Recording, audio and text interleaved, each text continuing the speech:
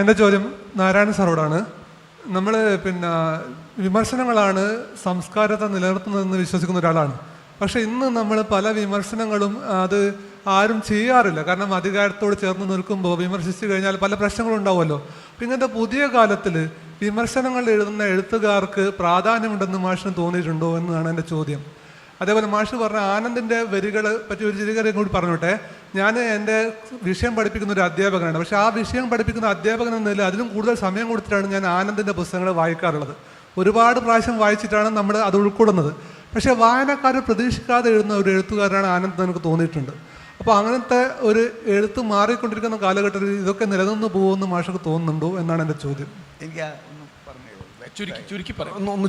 അതായത് നമ്മളിന്ന് നമ്മളിപ്പോൾ ഒരു വിമർശനങ്ങൾ ഉന്നയിച്ചു കഴിഞ്ഞാൽ പലതരത്തിലുള്ള പ്രശ്നങ്ങളല്ല ഇന്നത്തെ കാലത്ത് ഉണ്ടാവുന്നത്.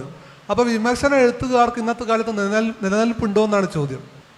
വിമർശകർക്ക് ഉള്ള ഇന്നത്തെ ഒരു പ്രസക്തി എന്താണ്? വിമർശനം എന്നുള്ളതിനെ ഇപ്പോൾ സാംസ്കാരിക വിമർശനം ആയിട്ട് പറയുകയാണെങ്കിൽ എങ്ങനെയാ? ഇപ്പം മഹാഭാരതത്തിനെ പറ്റി മാത്രം ഈ പറഞ്ഞത് ഒരു സാംസ്കാരിക വിമർശനമായോ? അത് ഇങ്ങനെ ഒരു കാലഘട്ടത്തിൻ്റെ സൃഷ്ടിയാണ് എന്ന് പറഞ്ഞാൽ ഒരു സാംസ്കാരിക വിമർശനമായോ?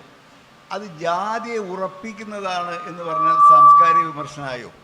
അത് ജാതിയും ചാതുർവർണ്ണയത്തിനെയും ഉറപ്പിക്കുന്നതാണ് എന്ന് പറഞ്ഞാൽ ഒരു സാംസ്കാരിക വിമർശനമായോ? അത് ബുദ്ധമതത്തിൻ്റെ സ്വാധീനം കൊണ്ടും കൂടി സൃഷ്ടിക്കപ്പെട്ട ഒരു കൃതിയാണ് എന്ന് പറഞ്ഞാൽ സാംസ്കാരിക വിമർശനമായോ? അത് ബുദ്ധമതത്തിനെ വിമർശിക്കുക മാത്രമല്ല, ബുദ്ധമതത്തിനെ ഖണ്ഡിക്കുന്നതുണ്ട്. അത് ബുദ്ധൻ്റെ ദുഃഖ സത്യജ്ഞാനം എന്നുള്ളതിനെ മുഴുവൻ ഖണ്ഡിക്കുന്ന വ്യാസൻ്റെ വാക്കുകൾ അതിലുണ്ട്. അപ്പോൾ ഇതൊക്കെ അതിൽ ഉൾച്ചേർന്നിരിക്കുന്നു എന്ന് കണ്ടെത്തൽ ഒരു സാംസ്കാരിക വിമർശനമല്ലേ?